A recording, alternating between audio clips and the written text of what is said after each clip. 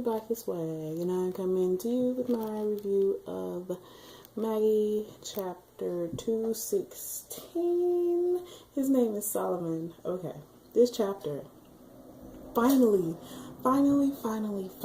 after 215 chapters, we get to see Solomon. Finally, we get to see Solomon.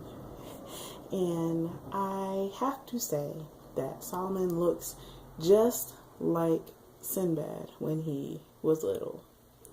Like, when Sinbad was younger, he looked just like him.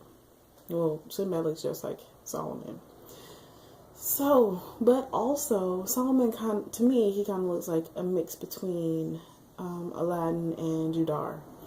Personally, that's what I see when I look at him.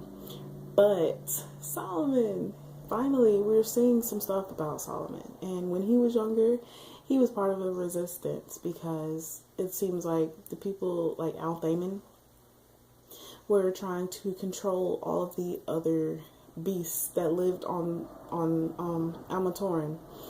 And they set up like towers that pretty much took the non-human creatures' ways of thinking away. It took them away and pretty much made them zombies, and they were susceptible to do whatever the humans wanted them to do that were controlling them, which is really messed up considering that the other creatures that lived in Amatoran were just as intelligent as humans.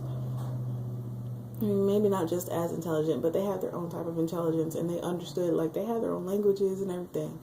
But humans were just being buttholes and pretty much well, not all of the humans. The people whom I believe it's going to be Amatoran, not Amatoran, it's going to be Althaman, who was trying to control everyone. Well, control all of the other creatures besides the humans. And Solomon and his group, which I believe are the jinns, even though Ugo is not a jinn. And I have to say, Ugo kind of looks like a hipster because he has like black frame glasses on. And I don't know, it threw me off a little bit. And Wahid, I believe that's how you pronounce it. Why does he have a hoop in his mouth? It's like a hoop that comes out of his mouth. It's like this big, sticking out his mouth. That would get on my last nerve. No, that's not okay. That's never not now, nor has it ever been okay. That he has like a hoop in his face.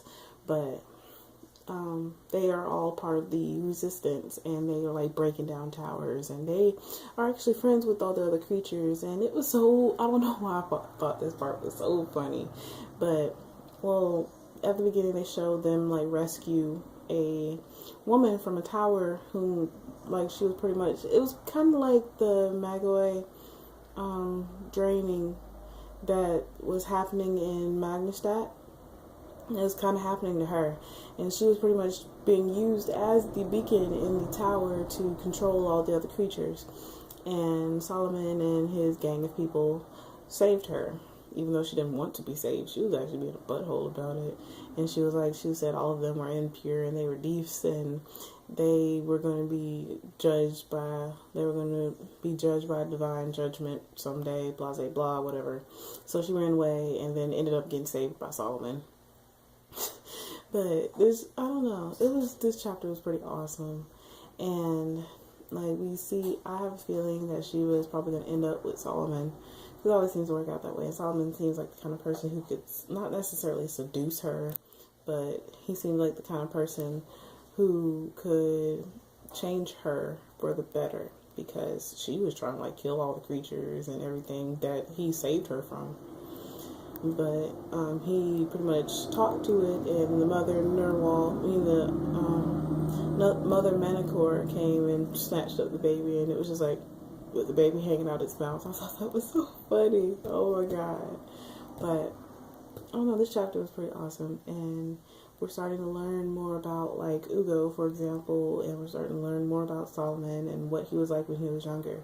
So I'm looking forward to reading the next chapter, because I just want the next chapter to hurry up and come out so I can read it, because this chapter was awesome. But I would love to hear, like, what do y'all think is going to happen with Sheba? Like, do you think she's just going to leave and go back to the tower? Do you think that Solomon's going to, like, not necessarily seduce her, but win her over and bring her to the good side? And yeah, do you think that there's a connection between, like, Solomon and Sinbad and Aladdin and all the other Maggies that are in this world, in their world. And yeah, just tell me what y'all think is going to happen in the next chapter, or what do you think is going on. I love hearing theories. But as always, please, please, please remember to comment, rate, and subscribe. And this is TsubakiSwagg saying adios.